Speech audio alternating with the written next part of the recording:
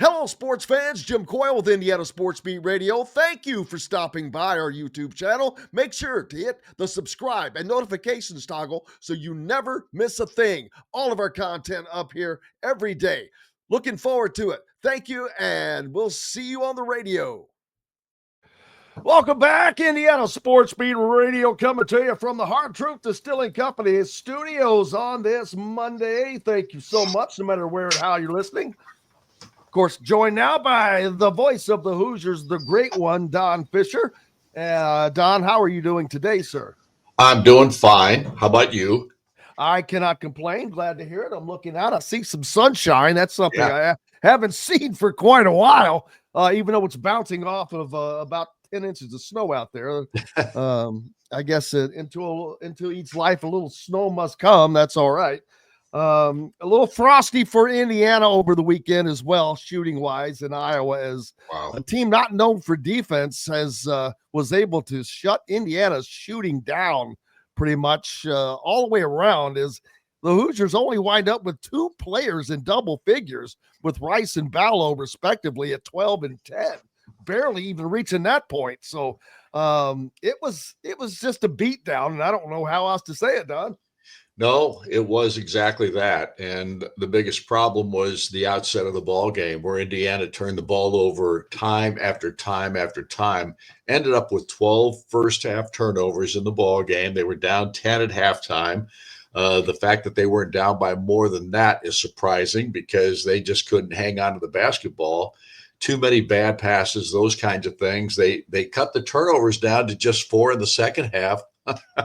But it didn't do any good, because there the defense failed, and the defense could not get stops on Peyton Sanford. Price Sanford knocked him in as well. Dix did as well, especially in the first half for him. Just a very poor performance by this Indiana basketball team. It's so disappointing, because the start of the new year, you saw some really good play out of Indiana against Rutgers and Penn State. I thought the Penn State game was one of the best games they've played all year long, I don't think. And Penn State's a good basketball team, but they're struggling now too. And I don't know what – I was just talking to somebody about this. We're just not seeing the toughness, the want to get back into ball games sometimes. We're seeing something totally different in college basketball these days, and it depends on the coach and the players and how they go about their business out there. I just think the money has just changed everything in college sports, and it's hurt everything in college sports as well. Well, we can certainly see it in certain places, and I'm not looking to call anybody out per se, but I do have to talk about Mackenzie Mgbako and where he's gone, because he's a huge part of this team, and whether they succeed or fail. And man, he has just not been in presence in the last couple of ball games. Well, here's the thing, and you hate to see a young man that dictates whether he's going to play hard or smart or whatever the case may be, if it's all about shooting the basketball. And it looks to me like if he goes out there and gets off to a good start shooting the ball, he is engaged and he starts playing well, and does a nice job out there at both ends of the floor. He's not a great defensive player. We all know that. He struggled with that so far in his career. He's just a sophomore. But his offensive play, it seems, is all predicated on whether he makes the first shot or two. And if he doesn't, it's almost like he's disengaged. And I don't want to say that because I don't know his thinking process, nor does, maybe the coaches do, but I certainly don't. All I can say is if you're not engaged, you're not going to help your basketball team. And it looks to me like he thinks if he's not making shots, there's no sense to be out here. And of course, the coaches looked at it that way too here the last several ball games. It looks like Mike Woodson has decided if he's not going to give effort at both ends of the floor, I'm going to sit him down. I think he's played fewer minutes in some of these ball games now. He had 16 in the Iowa ball game. I think What he 15 had, before that, maybe. yeah, in the ball game before that, he had just basically 15 minutes, 14 minutes and 52 seconds. So I don't know. All I can tell you is to me, it's like the money has something to do with this thing.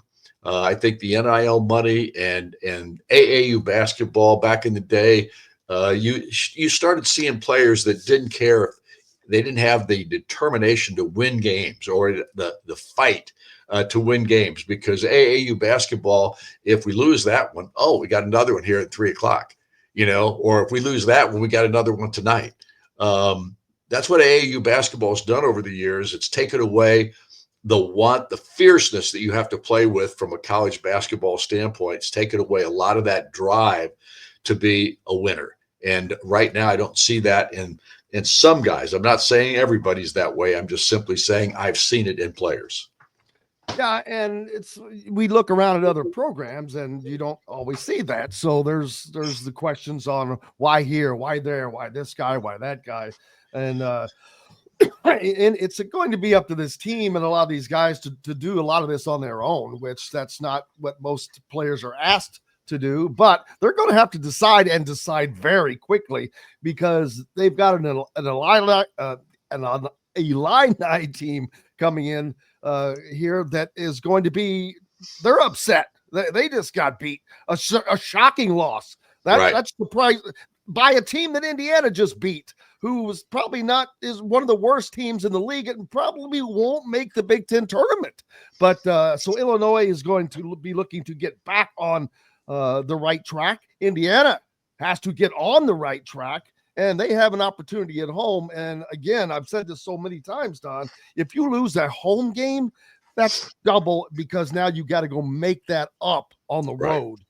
Very difficult. There's no question. You've got to win your home games. This is going to be a challenge, I think, for this IU basketball team. Now, here's the thing. They were embarrassed, I think. They have to be embarrassed from that performance against the Hawkeyes. They had 12 first-half turnovers. They couldn't handle the basketball. Miles Rice, I think, probably tried to play his best basketball. It wasn't his best game by any stretch of the imagination, but at least he was busting it out there. I just didn't see that from a lot of other players. Trey Galloway had an awful game for 0 points.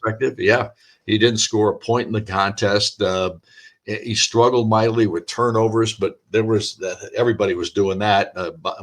Obviously, Umar Baldo, at the beginning of that game, Umar couldn't hang on to the basketball. It was like, and I'm not saying that all the passes were great that got thrown to him or anything like that, but he was big time struggling with taking care of the basketball. And it was that way for this whole ball club, at least at the outset of the game on Saturday. And honestly, it was a disappointing performance in so many ways. But that second half, there just didn't seem to be much want to even be out there on the floor for those players. And obviously the backups were in a lot of the second half of the contest, but they couldn't handle what Iowa was throwing at them. And I didn't think Indiana did a very good job at all of dealing with the defensive alignments for Iowa. The zone defense that they played didn't seem like we could solve that in any way, shape, or form. And it's such a disappointing performance after how good this team started the second half of the season.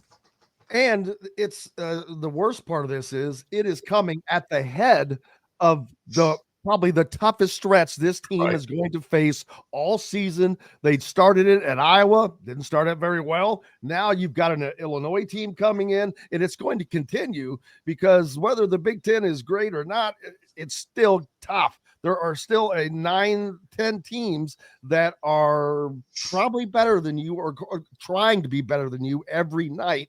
And that is going to put Indiana in a box very soon if they don't fight their way out of this. Yeah, and it's sad that we're having to talk about this after, like I said, the start of January, because they played really well, I thought, against Penn State, really well against Rutgers. Under those circumstances, I thought they did a nice job, but the strength of the schedule is about to hit them, and it's going to hit them every single ball game. Ohio State's had their problems this year, but at home, they're a different team than they are on the road, just like Iowa is a different team on the road than they are at home. And we got Ohio State coming up right after this Illinois ball game. So this is a challenge for this Indiana basketball team. It's an opportunity for them to get their head on straight, to get themselves right to play basketball at the level of which they're about to play.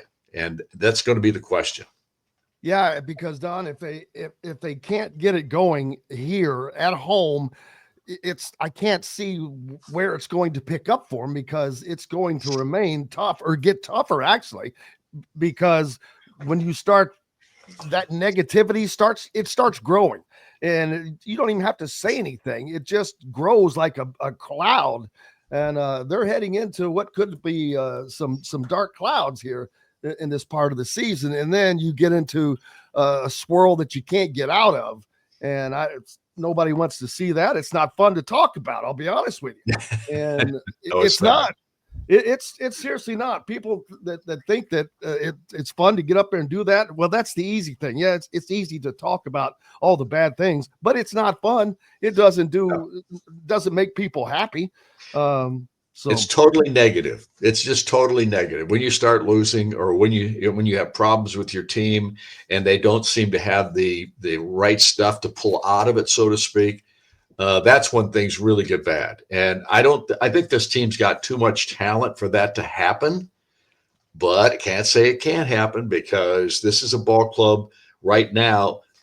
And when you look back at their schedule this year and who they've played and when they played them and who they beat and who they didn't, you can see that the best teams that Indiana's gone up against this year have been the games that they've had real problems with. And is Iowa one of the best teams in the conference?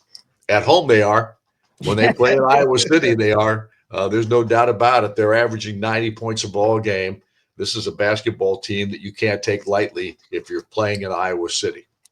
And while a lot of this lies on the players to perform, it goes everywhere. The coaches have to accept the blame as well. Mike Woodson has to accept his share of the blame as well. And he's got to get it going. It's up to him. He's the head of the corporation, so to speak. And so it falls on the president, and he's the president. So he's got to get this team turned around, no matter what the case is, no matter who's doing what.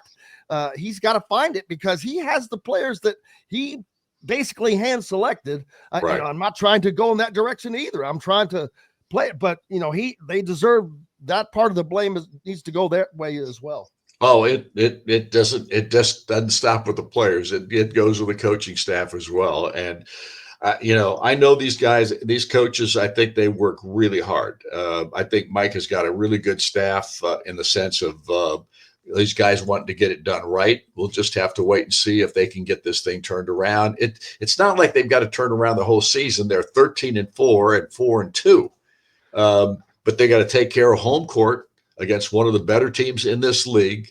In this next ball game, like Indiana, Illinois is 4-2. They did lose to Southern Cal this past week. They didn't have one of their best players, like Indiana hasn't had Malik Renew for a while. But everybody was excited about the fact that Malik, even with him being out, Indiana was playing so well. And now we're going to find out whether or not that can continue. And hopefully Malik gets back pretty quick, because I do think he's an integral part of this basketball team and somebody that they need to have on the floor, especially when Umar is in trouble. Exactly right. So Illinois comes in now, a team that is one of the best in the Big Ten. And actually, and I'm not going to take it away from them just because they lost to USC, because everyone ends up getting a weird loss. And that one was definitely a weird loss. But Illinois is looking kind of like the team that could be the best of the best here. UCLA has struggled here of late. Michigan hasn't. They haven't really hit any bumps. They're up there. But Illinois, I said Illinois, not Illinois. It sounded, I know, as soon as that came out, it sounded like that. Those are the two teams that are probably the two top in the Big Ten right now. Well, Michigan State, you'd have to put in that area too. Yes. Spartans are pretty good too. So and Purdue, all of a sudden Purdue has found itself again too. They've been playing really well here in the last 2 or 3 ball games. So there are a lot of good teams in this league, and you're going to have to face. And Indiana's going to have to play Purdue twice. They're going to have to play Penn State again. Of course, they'll be doing it in Bloomington the next time, but by that time, Rhodes might have those guys turned around too. That you just don't know. And here's the key: The players are the ones that have to want this.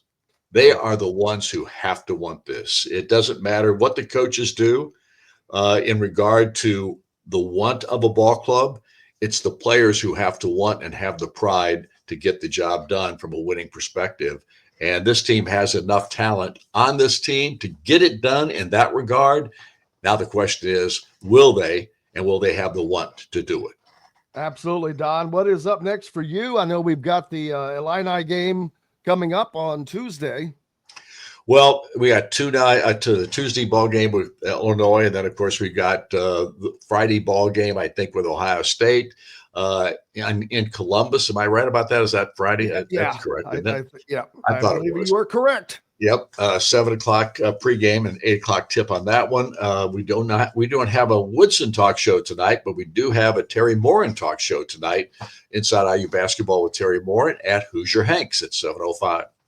Well, very apropos as they're coming off of a huge win for the women down in Iowa. Don, I cannot thank you enough, my friend. Enjoy the rest of your week. Thanks a lot. I appreciate it, Jim. See you, buddy. You betcha, buddy. Don Fischer, the voice of the Hoosiers, joining us here on Indiana Sports Beat Radio. Hello, sports fans. Jim Coyle with Indiana Sports Beat Radio. Thank you for stopping by our YouTube channel. Make sure to hit the subscribe and notifications toggle so you never miss a thing. All of our content up here every day. Looking forward to it. Thank you, and we'll see you on the radio.